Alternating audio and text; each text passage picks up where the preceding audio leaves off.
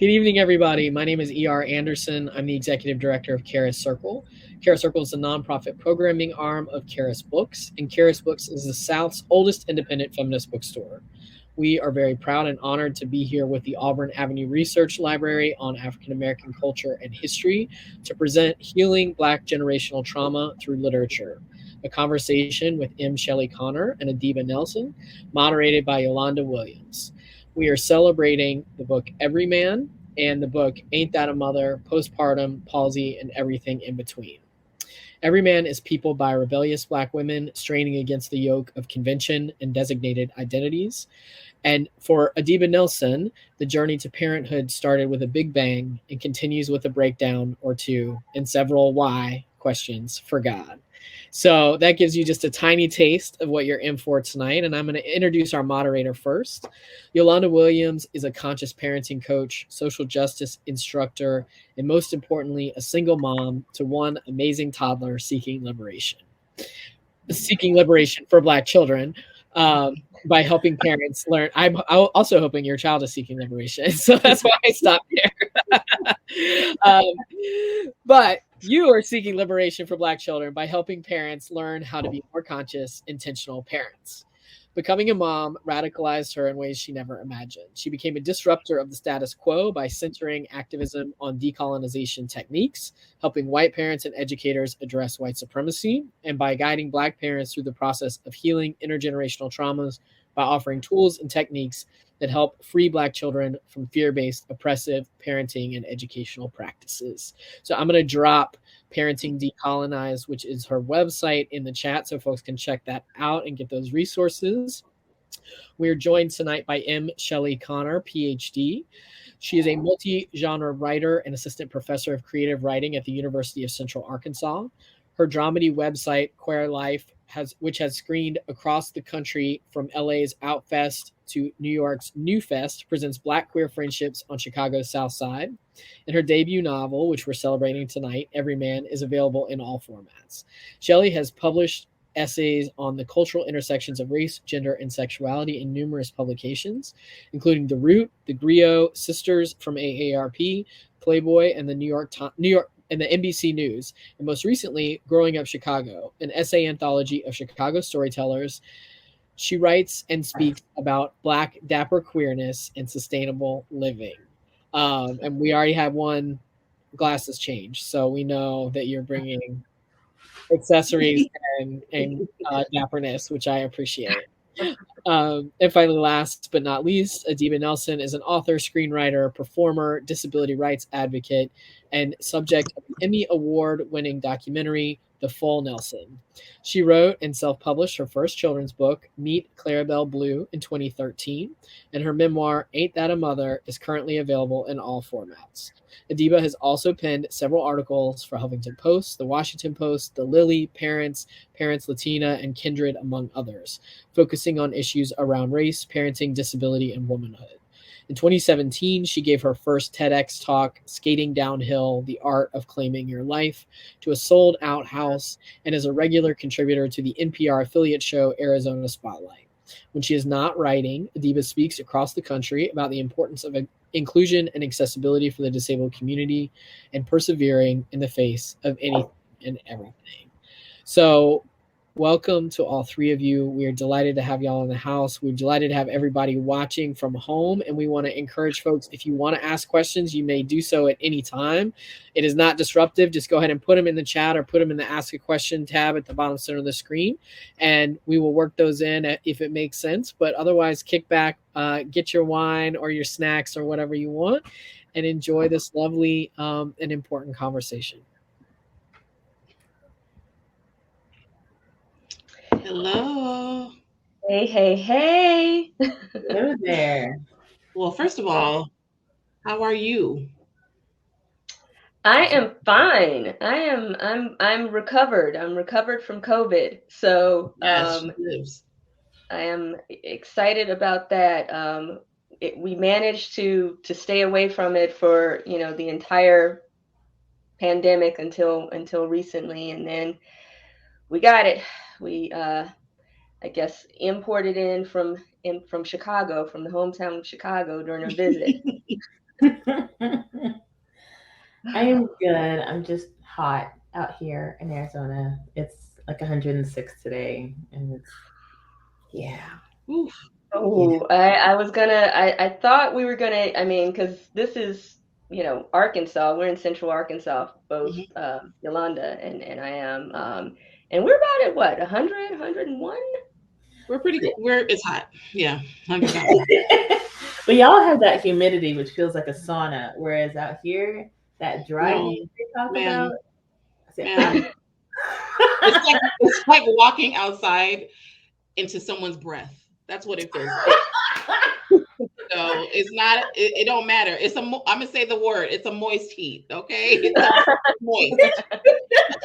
Okay. It's not And normally I'm one who's a fan of the moist word. There's two factions here. Either you hate it or you love it. But outside into that, you're right. It feels like you're stepping into somebody's personal space. But see, I like humidity for vanity reasons. Like that's when your hair and your skin are popping. I look my best in humidity. Like I'm dewy. It's good. Here, the dry heat is like when you open your oven and you're going to get out the baked mac and cheese, and that heat just like smacks you in the face. That's what this is. Plus, when you get in the car, your earrings always burn the side of your face like immediately. Yes. As you get into the car. And the car hurts. The car hurts. The car hurts. Yes. The car attacks. Yes. The car attacks. I'm Yes. so happy to be on this call. Thank you so much, Shelly, for inviting me to be the moderator. I appreciate it. This is going to be really informal because I'm very nervous to do this, but I just wanted to congratulate both of y'all on your books because I read them and I called Shelly. I was like, girl, I didn't know you could write like this. Yes, it's good. It's so good. And for both, like for you on your at the end of the acknowledgement and at the beginning when you talked about your inner child, it was like tears. I cried. So thank you for writing such good books. I love to see it. Thanks for appreciating it. And I'm just excited to be here. And thanks for Charis Bookstore as well. But I'm like, I get to talk to my sister friends. This is going to be just amazing, And I really appreciate being able to have this conversation where it's not just like two works of fiction, So we've got my novel fiction, and then we've got Adiba's memoir. And so just being able to show people that you can have discussions and pair around works like this is a great opportunity. Absolutely. Yeah, totally. And the thing that for me reading both the books, I realized how when people write from when Black people write, Black women specifically, the diversity just ratchets it up a notch, right? Because when most people, when they use the word diverse, it's about race. But we're talking about disability, we're talking about sexuality and gender. And I just wanted to know from you, Shelly, was that something that was really intentional for you? Absolutely. I think, when we talk about generational issues and things that are passed down, and a lot of times folks are just thinking about, oh, this is something that your mama and your daddy did or didn't do, right? And that can be it, but I like to look at the kind of larger picture of that, of things that are kind of handed down to us simply because we've been born in a society and in a world that oppresses people by race, gender, sexuality, disability, citizenship, and looking at what happens when you have several generations kind of negotiating being on the oppressed and marginalized end of that. And so it was definitely intentional that this isn't just about, or specifically about, Papa was a Rolling Stone, we sing our songs about it, but it's about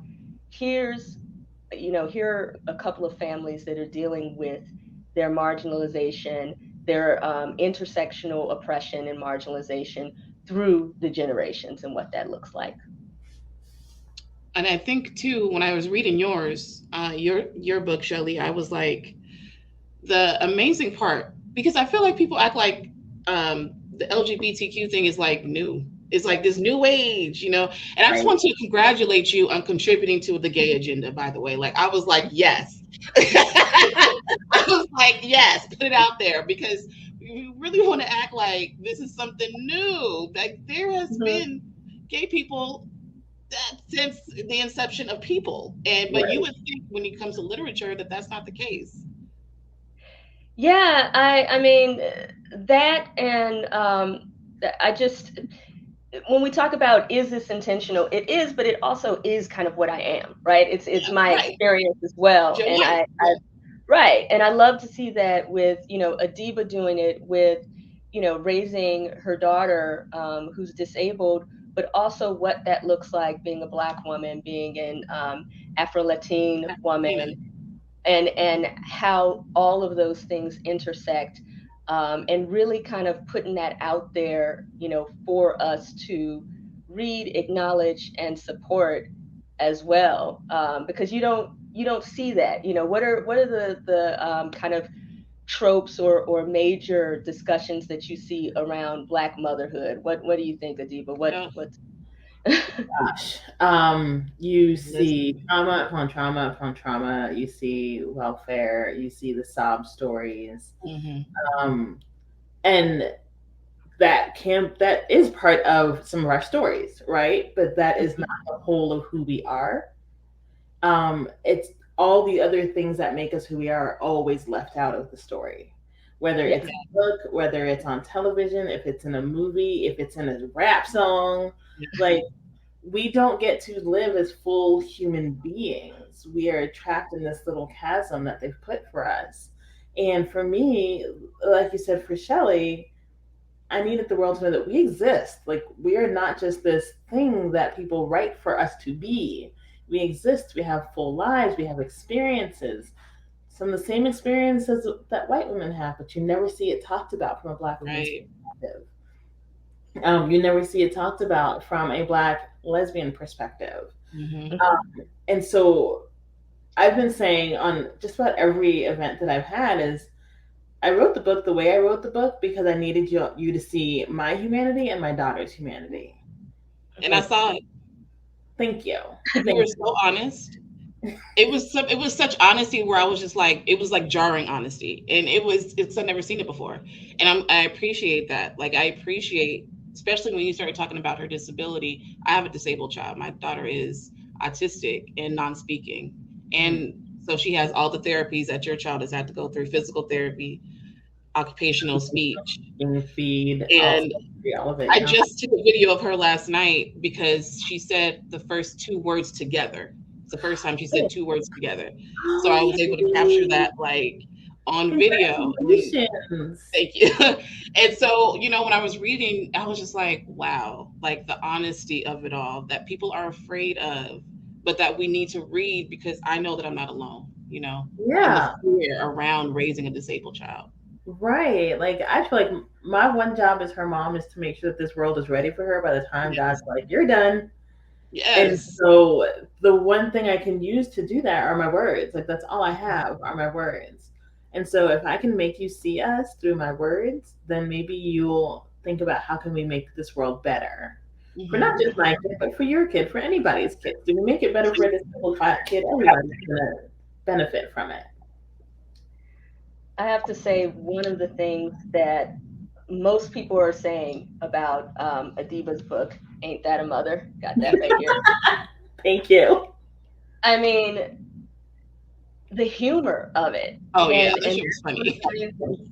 Why I reached out to both of you, because not only are you kind of experts in your experience of raising Black kids, Black girls who are dealing with disabilities, but the humor that you kind of instill in that and in your storytelling and in your, you know, educating of people, and the amount of Black joy that you kind of put up on a pedestal, that this is not this kind of woe is me story, and that you both just really instill so much joy and so much humor and how you share your experiences with us. I just love that and really appreciate it. Thank Well, you. thank you. Thank you. I kind of use it as like my little rebellion as well. Like, as we were saying, like the world has this little box that they draw Black women in, and they draw disabilities in a box. And by putting our lives and the hilarity of it all out there, it's kind of like that rebellion of like, no, I'm not going to be what you think I'm supposed to be. You don't dictate to the world what my life looks like and what the lives of other Black moms and other disabled people look like. Like, we're going to own this. Yes. So, And see, but my stuff comes from trauma. And so that's why I like reading, you know, the book too. Actually both books, because you really get to see how trauma shapes your personality, right? It does. If you're not, and you can look at that when you're older and be like, dude, does it serve me, or is it holding me back? And my humor has always served me, but it is a trauma response. I was always a new girl because we moved every few years, and so I had to learn how to fit in real quick, and my humor was part of that. And so that was my trauma response that has served me and been able to connect me to people. But reading both your books, I was just like, the way that trauma, y'all are talking about trauma, is to me really, I think, revolutionary, especially for you. In your book, Shelly, the characters, it wasn't just like trauma. It was just kind of like, how do I tell this story? And I don't know, I felt like transported back into time. yes, Like Leroy. I really wanted to know more about Leroy. So is there going to be a book about Leroy? Because I want more of him, by the way. I do. I want to understand him a little bit more. And then with I think Nell, is that her name? Nellie, or is it Nell? It's Nell. We want more of Nell as well. Yeah, and so one of the things that I really wanted to do, and it's always kind of walking a tightrope. I wanted my non-main characters to still feel like they had really full, enriched lives, and that every other character in there, I wanted you to feel like I could see what's going to happen with their life. I really am just equally invested in these other characters as well. Um, and so all of their stories and just all of the characters in some way or another are grappling with um, generational trauma, as in the burdens, the the things that you have to work through that your family has been working through for generations, right? And so there's a section early in my book where the main character Eve, you know, this is where you get to realize that her main conflict is that she's being raised by her aunt and she doesn't know anything about her family. Her mother died in childbirth having her. And so her aunt tells her, Mama Ann is like, don't worry about the past. Like her aunt just really feels that she's setting her up for a win by keeping information from her. She's like, you're free.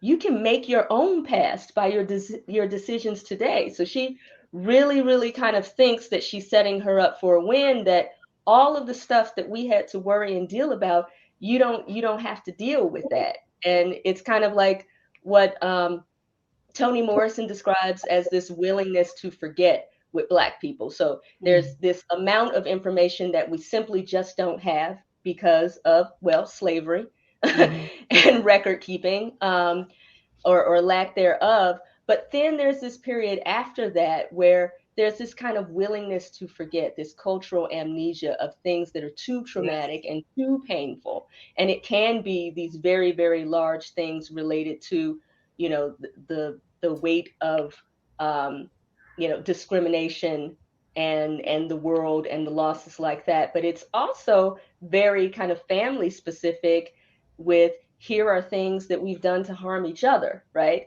And so when her aunt is telling her, well, you don't have to worry about who this person was or their lives, you're free, you know. So her aunt feels like she's offering her this freedom. The best thing that she can give her is that you can start and create your own past and future. But of course, Eve feels lost without a connection to knowing about her family or any real information. And so I like that kind of generational conflict where it isn't, oh, you've just got this person who's the bad guy who doesn't, her aunt is just being mean and cruel and doesn't want to give her this information. She really thinks that she's, doing the best for her.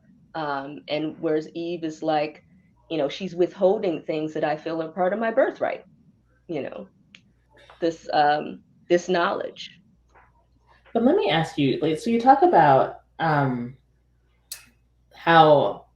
Mama Ann tries to like kind of shield her from that past, and how as a culture we kind of have this willingness to forget. And I'm worried. I wonder about that, because in writing Ain't That a Mother, like, this was therapy in and of itself, just the writing part of it. And I definitely had my therapist on speed dial the entire time. But in going through that and really digging into my own family's intergenerational trauma and the histories of it all, actually allowed me to uncover some of my own patterns. Oh yeah. Family pathology. So that I could move forward and not make those same mistakes again. Yeah. Mm-hmm. So I think, and then feel free to chime in. I'm very curious for both y'all's thoughts on, like, is our willingness to forget actually beneficial to our overall mental health, well-being, or does it kind of keep us just in one place without allowing us to grow?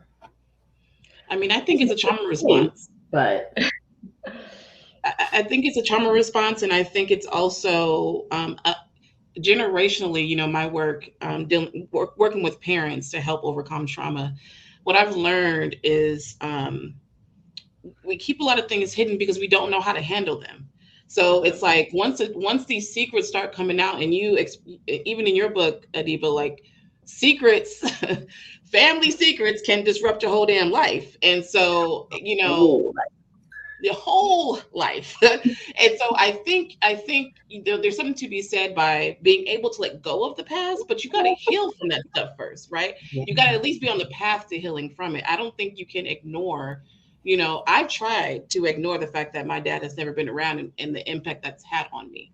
But I'm realizing as I lean further and further, and y'all can hate me for saying this if you want to, but further and further towards misandry, because that's where I'm at. I can't stand men right now. And I'm no offense, men, but I can't. I'm realizing that has something to do with that.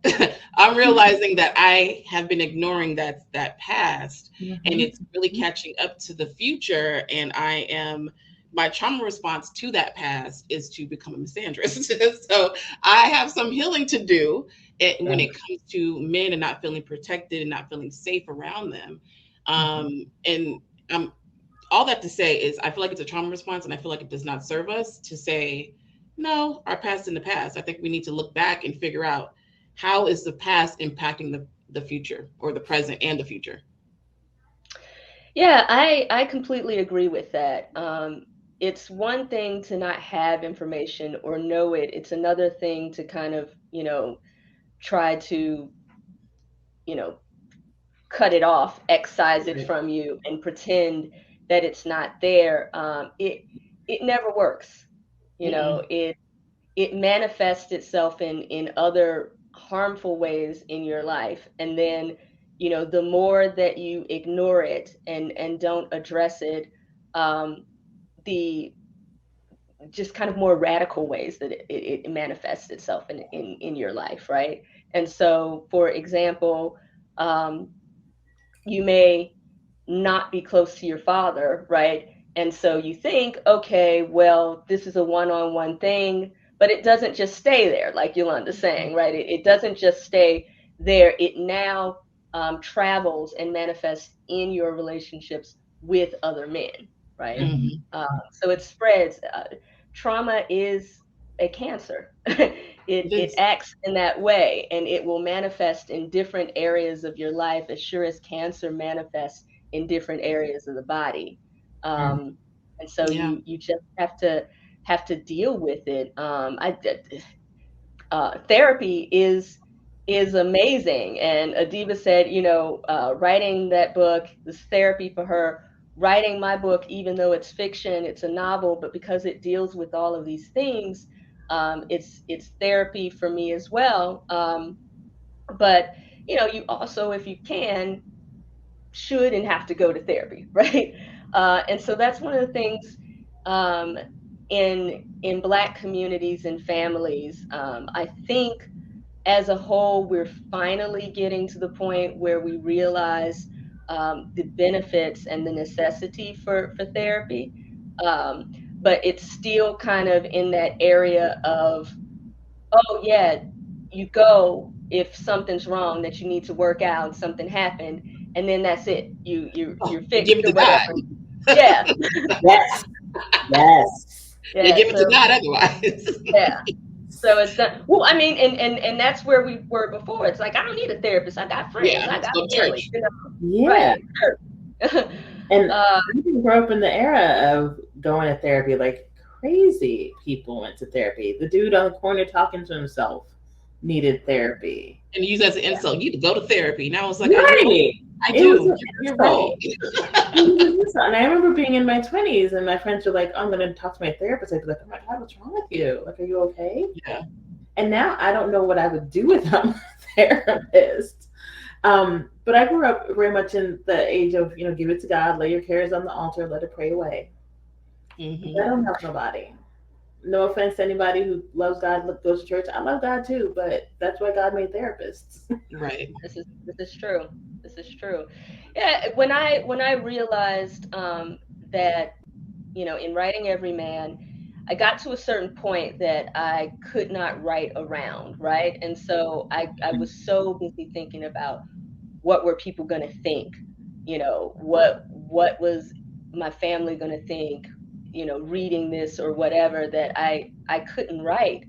And so I was kind of writing around different things, avoiding it, right? It was avoidance. I was literally writing around it like, okay, let's stop right here. Let me go move on to this other chapter that's, a little bit easier. And then, so it's just like realizing that my writing is showing me that I have this, emotional blockage, that I have to work through some things in order to write this book, for it to be the type of book that I wanted it to be, And I think a lot of times, we liken our writing to children. And I mean, well, hell, Everyman is 16 years old. To manifest this just with the writing process and revising and finally getting it out there. So it is my 16-year-old child.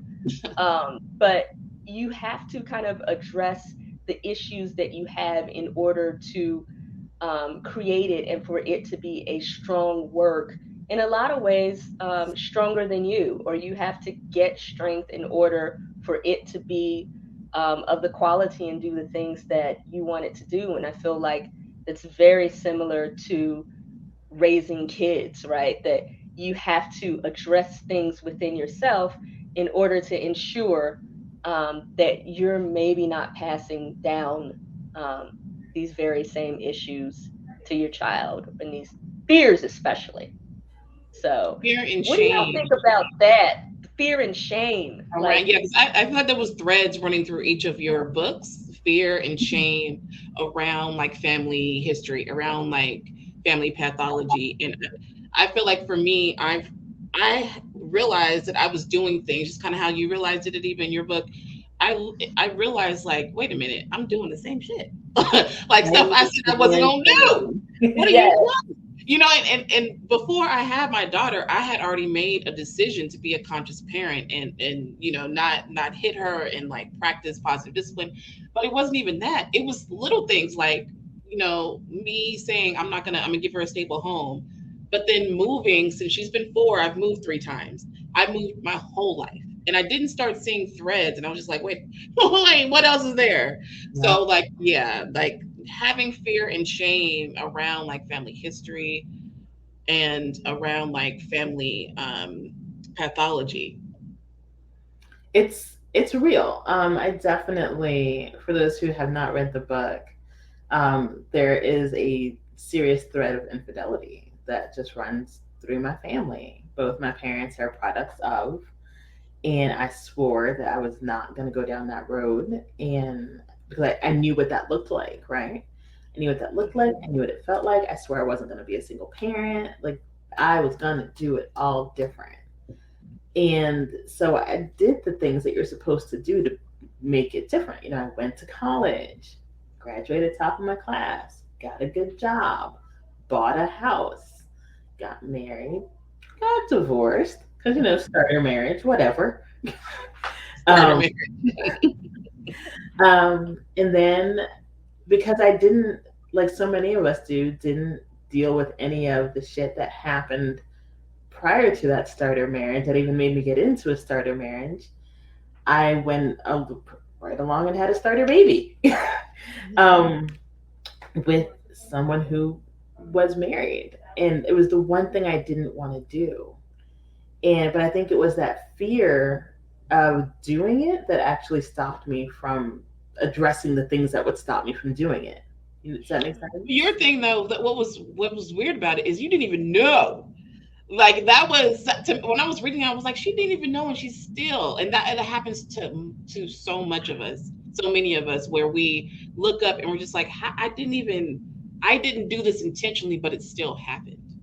Right, I didn't do it intentionally. I think when I look back, there were signs. There were signs, and I did what we all do. It's just like, oh no, it's no big deal. Oh no, I'm just making it up in my head. I'm just, being too cautious, this, that, and the other.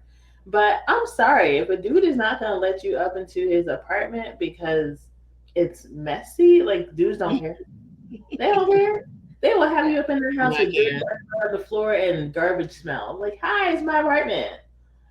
But like little things like that, when he just all of a sudden starts staying at your house all the time because he the lease was up, but the furniture disappeared. Like, yeah, that's what we call a hobosexual. Hobosexual. I never heard that, but apparently that's what I got. Apparently that is what I got. So yeah, I didn't know, but I think as horrible as it was, like, I honestly know that it was one of those things that had to happen. Mm-hmm. I wish I was better at listening to God when he's just like, get your ass together.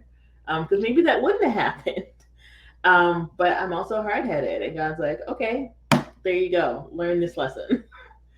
And so, yeah, I didn't know, but I think like we all, when we make decisions we know we have no damn business making, in the back of our mind, there's that little voice that's like, girl, you know better than this. But you spoke to that voice. You spoke to that voice, actually wrote down the page number, because it's that voice gets drowned out by the trauma of things, the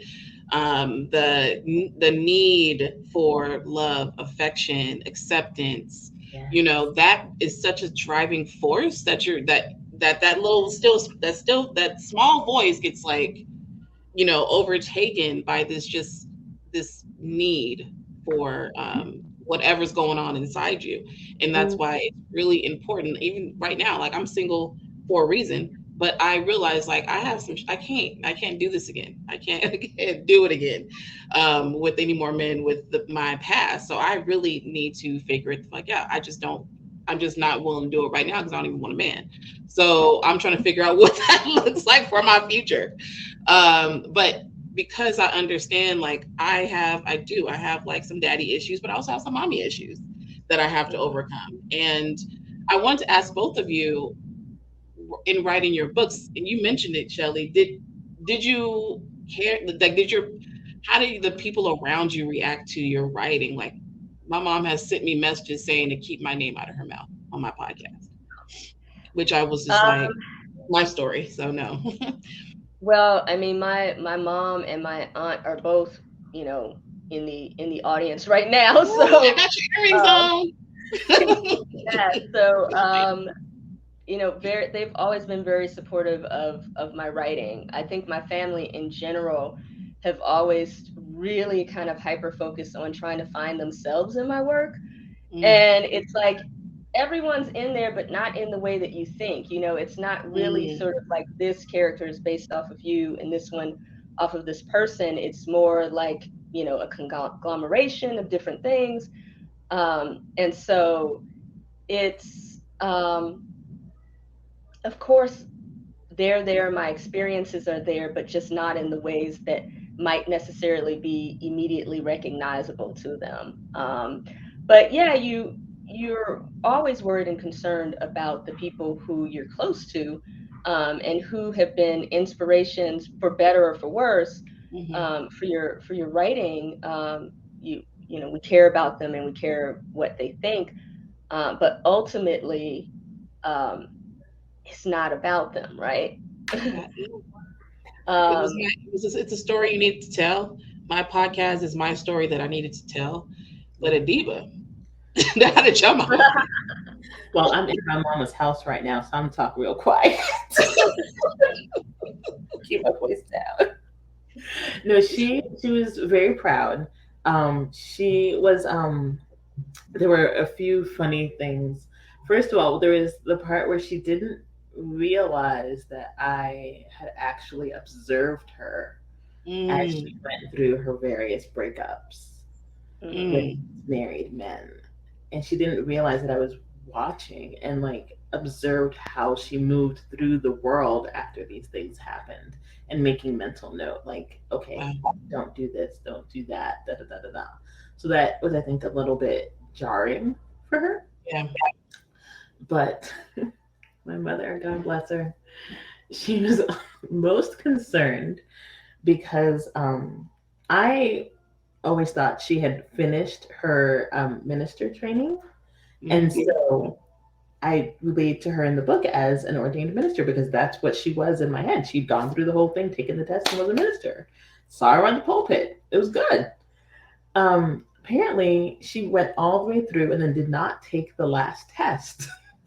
And so she was very concerned that someone would read the book and then, I don't know if there's like a giant roll of ministers in this country, and would look all the people and would look to see if she was really a minister or not. I was like, Mom, I don't think people really care. So my mom was like, she was pretty chill, although I did notice a bit of a shift after like the hype of everything died down. There was definitely a shift, and I think we're trying to figure our way through that. My daughter's father's family knew that I was writing the book, and initially they were very like, I don't want you to do that. I don't know how I feel about that. I don't think I'm okay with that. And I was like, well, look, you just need to understand that I'm writing it, and I'm going to be respectful because that's my daughter's father too, but I'm also going to tell the truth. And y'all know who this man was and how he was. So, his other kids are still living, so I'm going to be respectful, but this is my story. And I didn't, like, if they were going to have hurt feelings, they were going to have hurt feelings. But the way I felt about it was, your hurt feelings are not worth more than my own personal healing. Yeah. They will never be. So if you want to be mad, be big mad, die mad. That's on you. That has nothing to do with me. That Scorpio coming out. And I also have like the shield of fiction, right? Yes, you do. Yeah, you do. The protection of fiction, like, yo, I made it all up.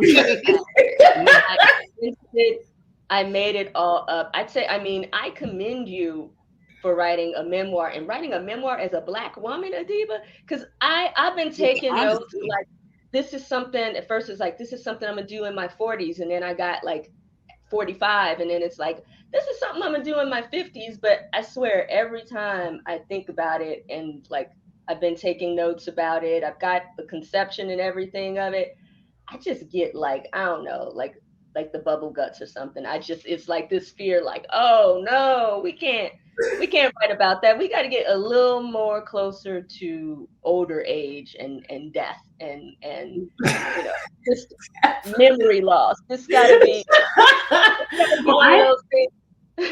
No, I didn't. I didn't set out to write the memoir. I had started tinkering with it years ago, like thinking maybe I'll write a memoir one day about like my early life, like birth to now or whatever.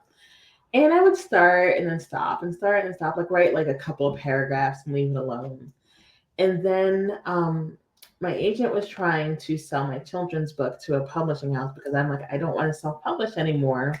So she was trying to sell the children's book to a publishing house. And with the little media package that they send out, the documentary that was done on my daughter and I was attached to that media package, as was the TED Talk. And so every publishing house that they sent it to all said, no, we don't want this children's book, but you should really write a memoir because this is intense. Like this could be something here. And I had started tinkering with it like years beforehand and then just stopped.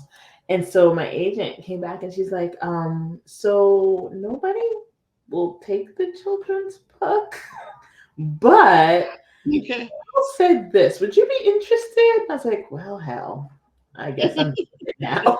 Guess I'm writing a damn memoir. Guess I'll just do it. And I had written 2 tracks of like how it could go. Like it could go early life to now or motherhood.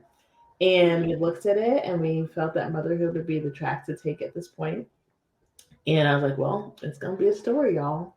It's going to be a story. It does, y'all. Please, I'm telling you, if you, especially as a Black mom with a disabled child, especially as a single Black mom, there's like a bunch of especiallys. Like I said, when I was reading the book, I was just like strumming my pain with her fingers, singing my life with her words. Like this, she up in my heart. What is going on? How does she know me like this? And it was, I'm gonna tell you, when I first started reading, I was like, I don't know if I'm gonna like this story because I realized that I had trauma around being a single mom. Right. So when you were just like, I don't want to be a single mom, I'm bringing generational curses. I was like, curses? How dare she? Like I had my eyes, I was mad. I was like, this ain't no damn curse. We out here like mad. And then I realized you had the same. I told my sister that before I had my daughter. I told my sister, I'm not getting pregnant. First of all, I didn't like kids back then, which, yeah, it's terrible. I didn't even like kids. But when after I saw like my mom, single mom, my aunts, my sister, I was just like, I'm not being a single mother. Nope. Yeah, okay. I'm one now. And so when I read that, I was immediately annoyed. But then I was like, why are you annoyed? See, I like to question myself. Yeah. Why are you annoyed? And I was like, well, because you felt the same way. And now you have a different outlook on it, but there's a stigma attached to single motherhood. Yeah. And now that you've overcome the stigma, it feels offensive to you. But back then, it didn't feel offensive to you. You believed the stigma around it. Yeah, and I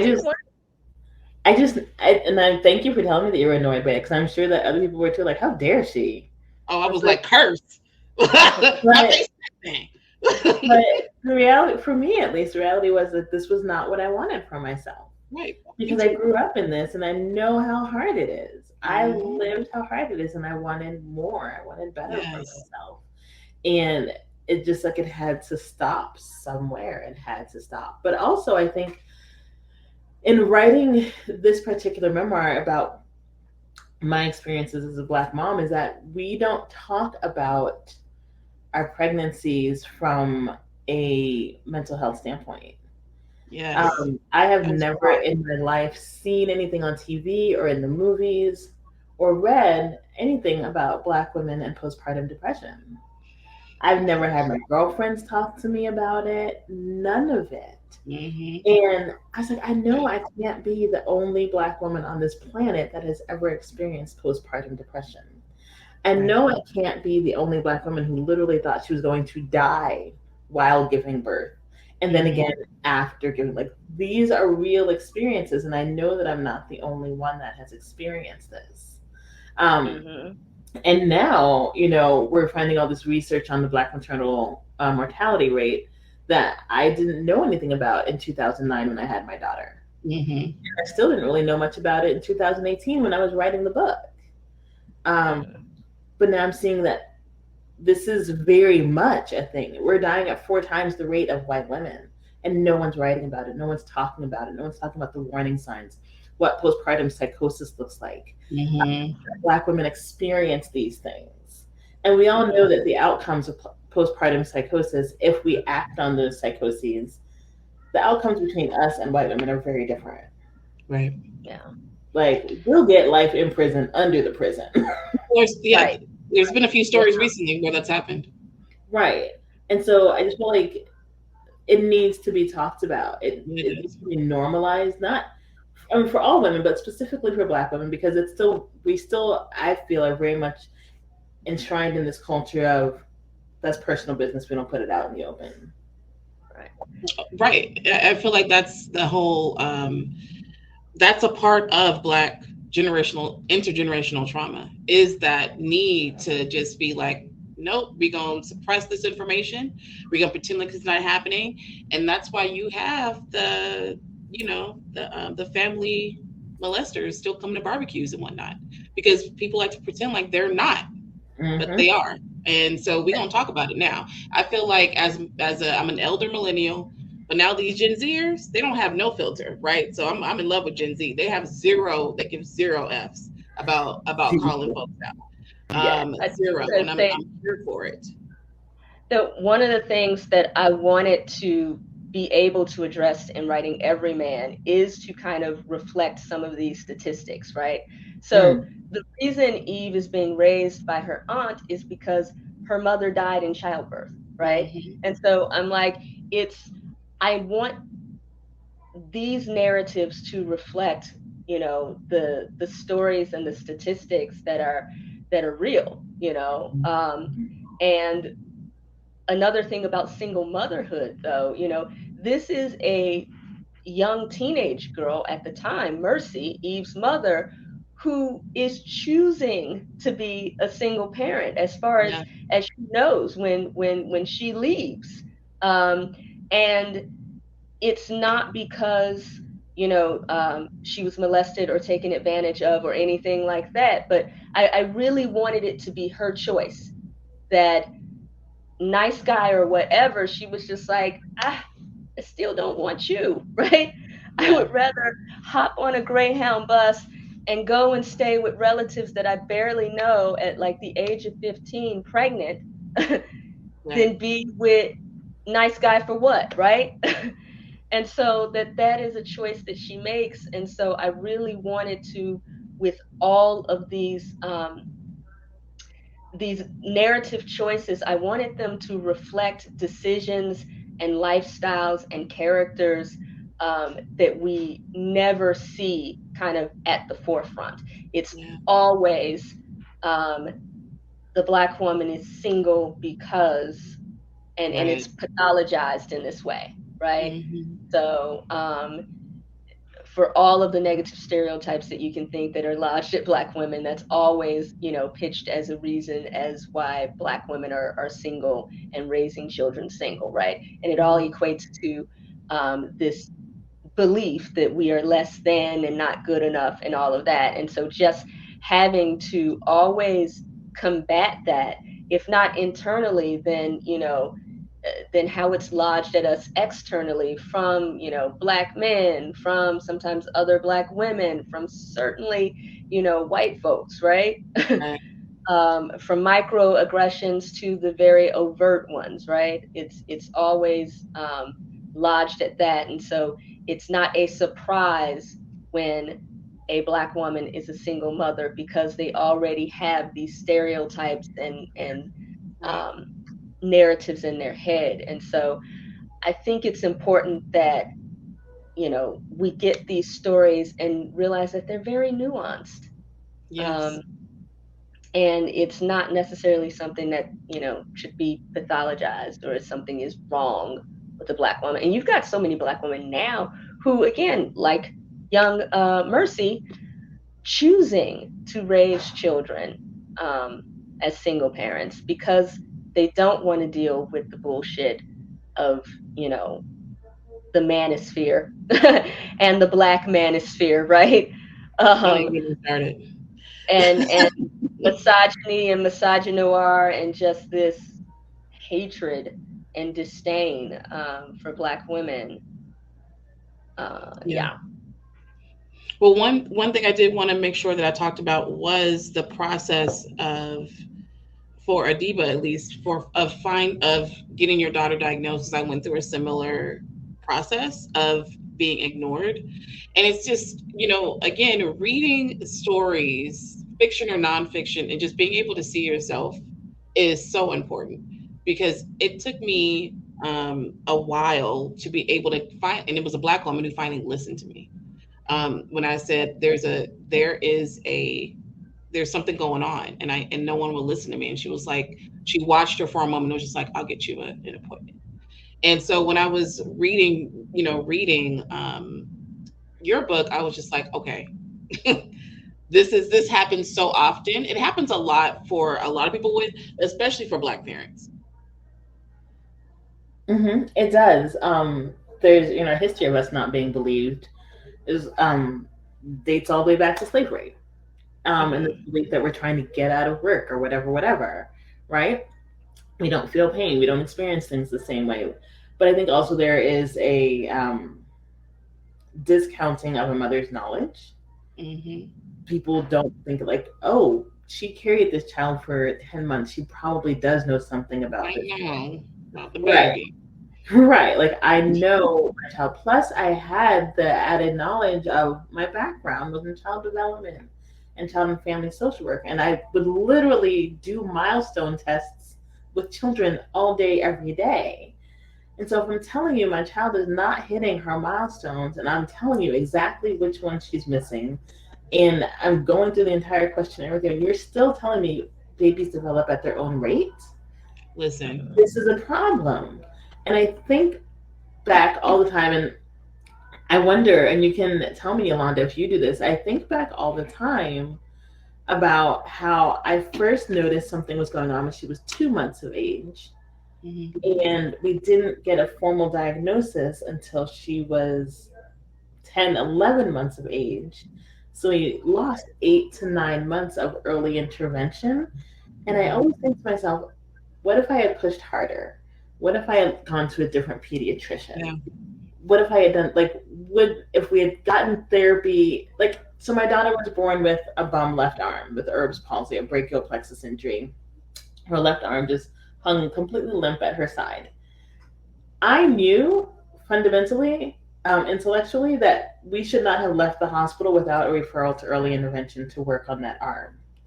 All we got was a piece of paper that had stretches on it, and we're told, do these, and whatever she has by the time she's 4 months of age is the range of motion she's going to have for life. That's all I got.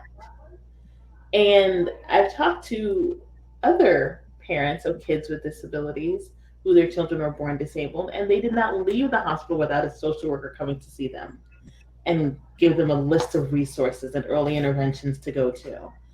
And I think about that, and I'm like, why didn't I get that? Why didn't I push harder? I know why I didn't push harder, because mentally I checked out completely after my kid was born.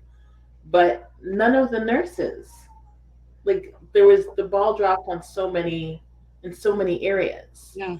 And this happens to Black women all the time. Yeah. And so what do we do in that situation? How do we push back? Because we know if we push too hard, too loud, too rough, we can be escorted out by our callers, like, get the hell out of this hospital, right? That's the scary part. So we're trying to navigate always being Black, being a woman, and the stigma around that. We know folks will see our assertiveness as aggression. Mm-hmm. That tiger mom that they will gladly, label an Asian mother, that will get us killed. So, for us, it's always a tightrope that we're walking between fear and liberation, and trying to figure out how to navigate that and keep our children safe and keep ourselves safe at the same time. It's constant. And I felt the same way. I knew something was going on around 8 months, and they said, wait till after she's 2. And so I had to wait till after she's 2 before anybody would listen to me. Can you guys see me? Is it my internet? Yeah, we can see you. Mm-hmm. Okay. And you're cute. I can't see you guys. I don't know if it's my internet or whatever. The pictures just. We can see you and hear you. Oh, okay.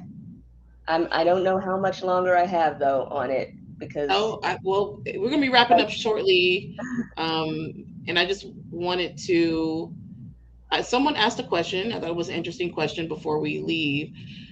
Did the civil rights movement help or hurt us? Does anyone want to take that? I mean, both, so, the one thing about the civil rights movement is it certainly prioritized race over any types of intersectionality. And it was heavily kind of led by sort of, Black patriarchal ideas, right? And wanting Black women to be in a more supportive role, but of course, taking on whatever extras we would give.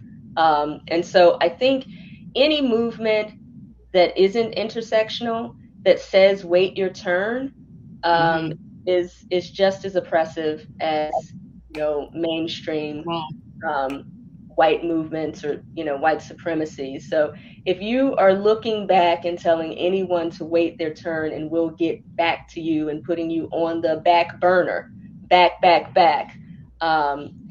then no, those are also oppressive systems, and they're not interested in your freedom and your liberation. They're interested in the equality of supremacy for them, right? They want so it's not about Black liberation and freedom, it's about Black patriarchy. And we see that with the photops. Yep. Yeah, and so it did help us as a race. It did also hurt us, particularly with relationships between just intra-racial relationships between Black folks and those relationships, and especially when you think about Black women and Black queer folks, and children, well. and children. I always say if your liberation movement does not include children or the disabled people, then it is incomplete and harmful. Exactly. I'm really glad that you brought up the intersectionality portion of civil rights, because I always say that in regards to civil rights, we always forget that disabled rights are part of that. And this always disability is the last thing people ever think of when they're passing laws, when they're writing rights, when they're making acts. This whole thing with Roe v. Wade. Yeah. And I just put out an article in Parents magazine about how the overturning of Roe v. Wade disproportionately affects specifically Black disabled women and children. Yeah. Because disabled folks are assaulted 7 times more than your average folk. And according to the Department of Justice, prosecutors and police often will not take those cases because they're deemed unwinnable. Because a disabled person is deemed unable to really tell what happened. They're not believable. And so where does that put someone like my daughter, who can tell you in her own way whether or not someone is touching her inappropriately, whether or not someone has raped her, whether or not someone has sexually assaulted her. And then if she gets pregnant, all she's going to know is, oh, it hurts. And then she can't have an abortion. Right.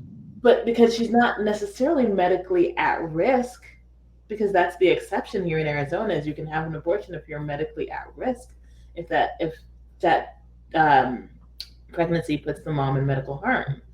But she wouldn't necessarily be in medical harm, but mental health harm for sure. If that slippery slope continues down into the banning of contraceptives, which thank God Biden and the House just passed law that will not allow that to happen. But let's say that gets overturned. My daughter takes birth control to control her seizures that she gets during her period. When she gets an influx of hormones, she gets cluster seizures. When she gets cluster seizures, she stops breathing until we can get the rescue med. So if she does not get the birth control, let's say by 2023 they banned it, then every month we're running the risk of, is she going to die this month? Is she going to die this month? Yeah. So you have civil rights without acknowledging the intersectionality of it. Well, one more thing I'm going to add before I bring ER back on is, for me, as far as civil rights, the biggest issue that has never been addressed is the minds and hearts of white people. And so just, I mean, we can't, if that work is unwilling to be done, no matter what we do, it won't matter, because at the end of the day, that's what needs to be severely addressed and has never been. So like MLK realized, he integrated people into a burning house, and the shit's still burning. It's just gonna slow simmer, and it's all the time, and one day it's gonna explode. And with that, we are going to bring back okay, it is bring back ER. Thank you for saying that in that direct way, and thank you all for I'm gonna play around with that now. I know. Well, you're right. My intimate, up close and personal, behind closed doors encounters with white people. I can just say amen to everything you just said.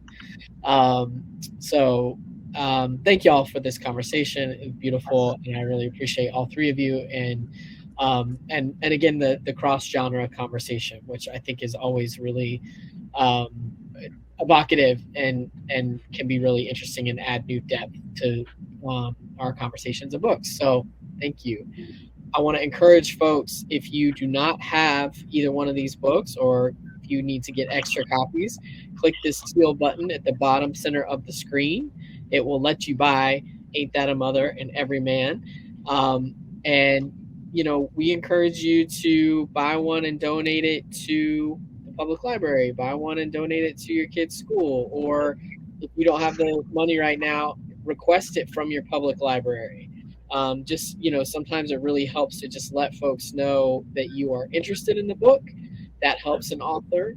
And it also, depending on where you live, it can really up the sales in that region if they see it on the list in the library. So if you take the time to do that, that's a low cost or free thing that you can do to help authors who are always needing all your support. So click that teal button if you would like to buy your own copies, and go and do your activist work of getting the book onto some public library lists. I will be getting this on our Charis Circle YouTube channel in the next couple days, and that is a free thing where you can share that out. So if there's folks who would have loved this conversation but just weren't here tonight, our YouTube channel is just youtube.com/Charis Circle, and we would love for you to share it with anyone who you think should have been here but wasn't here tonight. In the meantime, I hope that all of you stay safe and well. Thank you so much for being here with us, and thanks to everyone who watched and commented with us in the chat. We really appreciate your presence wherever you're watching from, and until next time, I hope that y'all take good care.